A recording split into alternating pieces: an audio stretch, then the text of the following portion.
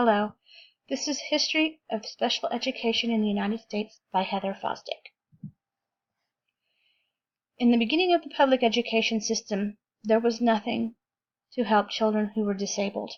There was no laws, no rules, or anything. In fact, many of them did not receive any education at all. It took actions from parents, professional educators, and others who saw that every child deserved an education, including those with disabilities. Many worked hard to get the education system to the point it is in today's society, and many continue to work hard to provide appropriate education for those who have disabilities and to make improvements on it. Educating students with disabilities and making sure their needs are met in the classroom, whether it be regular education classroom or the special education classroom, will always be the focus for those students. One of the first schools in the United States was the American School for the Deaf.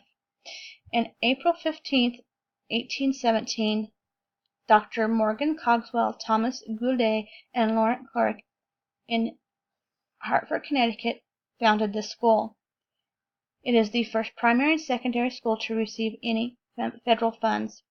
There were 7 students for that year, the first year, and that included Dr. Cogswell's daughter, Alice, who was deaf and 9 years of age. In order for the school to be established, Dr. Cogswell encouraged Thomas to go to Great Britain to learn how they were teaching their deaf children there. He went over. He found that they would not show him the instructional ways to teach these children. While he was there, he became acquainted with Laurent Clark, who was also deaf and was teaching at a school in Paris. Laurent took Thomas to this school in Paris, where he learned the instructional ways of teaching, and came back because he had learned French Sign Language. In 1922, a small group of administrators and faculty members at the College of Columbia University and the Teachers College organized a council. In 1941, it was merged with Special Education Department of the National Education Association and became a department there with the NEA. But in 1977, they chose to remove itself and become its own organization. The CEC is a big leading voice for special education in the United States. It has grown substantially in the years, and its head office is in Arlington, Virginia. In 1963, a group of parents convened for this conference called Exploration into the Problems with Perpetually Handicapped Children. There, numerous professionals from various disciplines and diverse and clinical experience in dealing with special needs and handicapped children participated in this conference. And in this conference, the term learning disabilities was created. In 1964, this organization called American Children with Learning Disabilities, ACLD, was created, and it stemmed from this conference and is now known as the Learning Disabilities of America, LDA.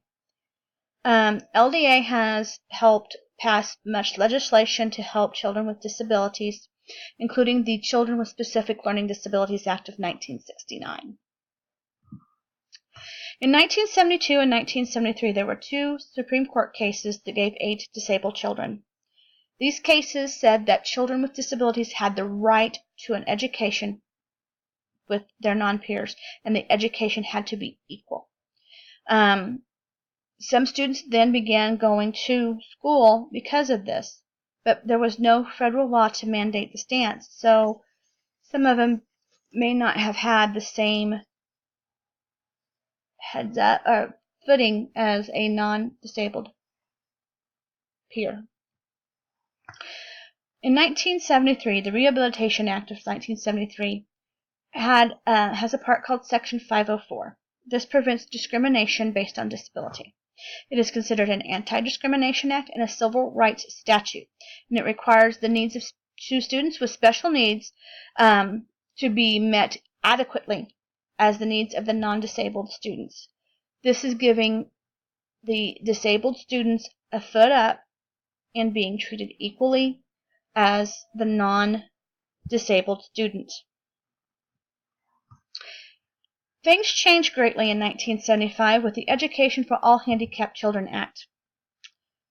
This required any school that received federal funds to provide equal access to education for children with physical and mental disabilities. They were required to place students who were disabled in the least restrictive environment and would allow the students the maximal possible opportunity to interact with their non-disabled student peers.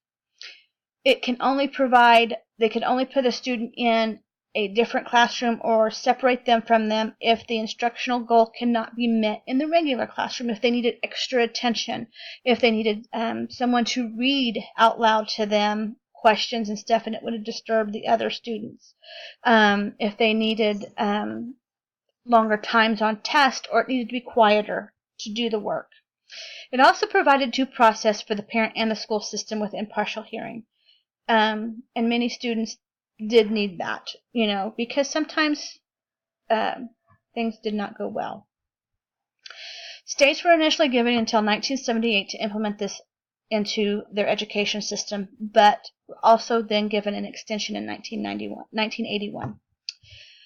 The law passed huge goals, and 4 of the goals were to ensure special education service to children who need them. If you needed extra help, whatever that service needed, they were required to give that to you. It guaranteed that decisions about services to disabled children were fair and appropriate, and established specific management and auditing requirements for special education. And they provided funds from the federal government to the states and to the schools that had disabled children. In 1990, Public Law 101-476, also known as the Individuals with Disabilities Act, or IDEA, came into play. This law renames and amends the Education for All Handicapped Children Act, which was Public Law 94-142. There were 2 parts, Part B, which is ages 3 to 21, Part C, ages birth to 2. We're going to discuss Part B. Part B has 6 principles for the IDEA. 0 reject. A child with disabilities could not be rejected from the school system. They had to teach and take that child. They also had to give an appropriate, non-discriminatory evaluation to that child and do so in a culturally responsive way. This means they had to, if that child was from another race or ethnicity, provide that testing in that child's preferred language, and so the parents would understand it also if need be. In the past, evaluations were not given in the child's primary language. It was mostly English.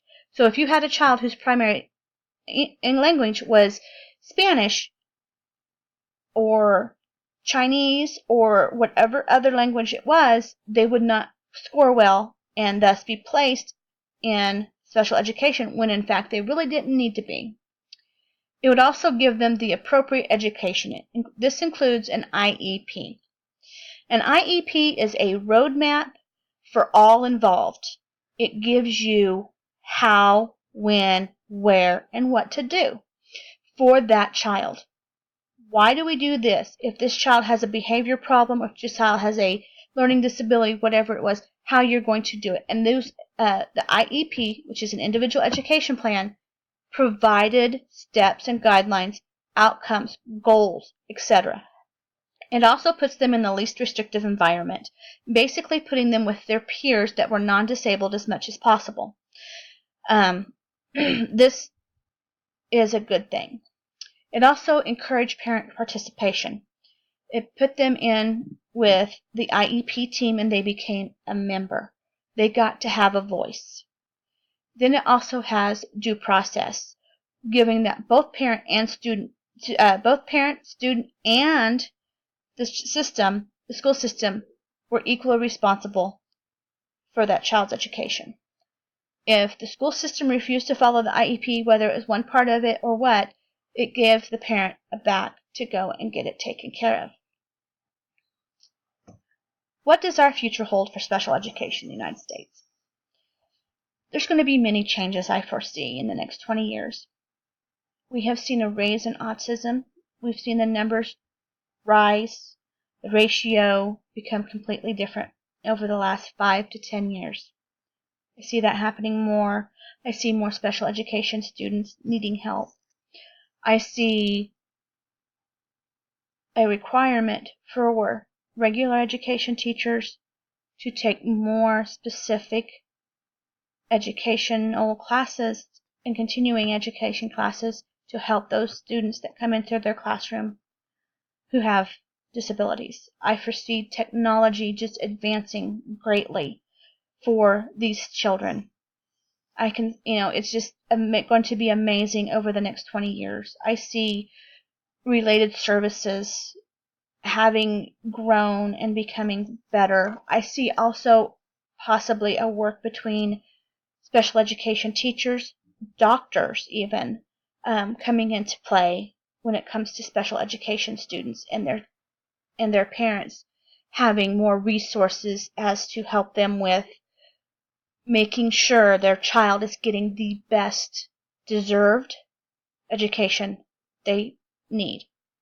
Not what someone else thinks they need, but what that child deserves, and making sure that education is done to the best ability of the school system, and realizing we cannot have a cookie-cutter education system for our special needs children. It's gotten to be better. We're no longer in the cookie-cutter idea, but I do believe we can do better, and I do believe the United States special education system will.